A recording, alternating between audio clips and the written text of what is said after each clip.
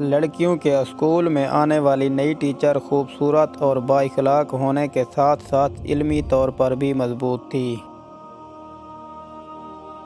لیکن اس نے ابھی تک شادی نہیں کی تھی۔ سب لڑکیاں اس کے ارد گرد جمع ہو گئیں اور مذاق کرنے لگیں کہ میڈم آپ نے ابھی تک شادی کیوں نہیں کی؟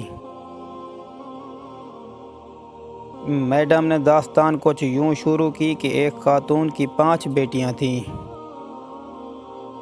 شوہر نے اس کو دھمکی دی کہ اگر اس دفعہ بھی بیٹی ہوئی تو اس بیٹی کو باہر کسی سڑک یا چوک پر پھینک آؤں گا۔ خدا کی حکمت خدا ہی جانے کہ 6ٹھی مرتبہ بھی بیٹی پیدا ہوئی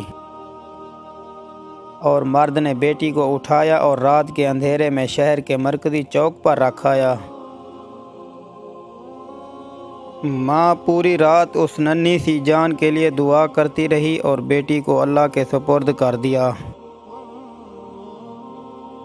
دوسرے دن صبح باپ جب چوک سے گزرا تو دیکھا کوئی بچی کو لے کر نہیں گیا، تو باپ بیٹی کو واپس گھر لایا، لیکن دوسری رات پھر بیٹی کو چوک پر رکھ آیا اور ماجرا اسی طرح تکرار ہوتا رہا، یہاں تک کہ 7 دن باپ باہر رکھ کر آتا اور جب کوئی لے نہ جاتا تو مجبوراً واپس اٹھا لاتا، یہاں تک کہ باپ تھک گیا اور خدا کی رضا پر راضی ہو گیا۔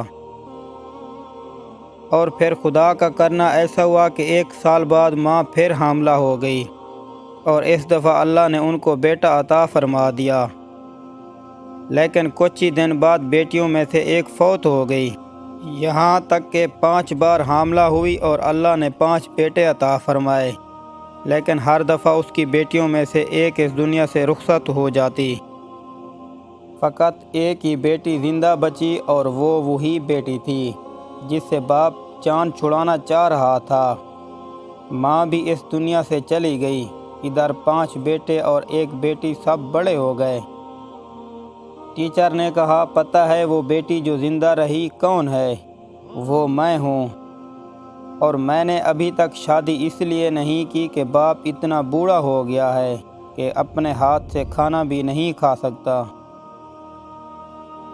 جب کہ کوئی دوسرا نہیں جو اس کی خدمت کرے، بس میں ہی اس کی خدمت کیا کرتی ہوں۔ اور وہ 5 بیٹے کبھی کبھی آ کر باپ کی احوال پرستی کر جاتے ہیں، جبکہ باپ ہمیشہ شرمندگی کے ساتھ رو رو کے مجھ سے کہا کرتا ہے میری پیاری بیٹی جو کچھ میں نے بچپن میں تیرے ساتھ کیا اس پر مجھے معاف کرنا۔ خدا را بیٹیوں کو زحمت نہیں رحمت سمجھیں۔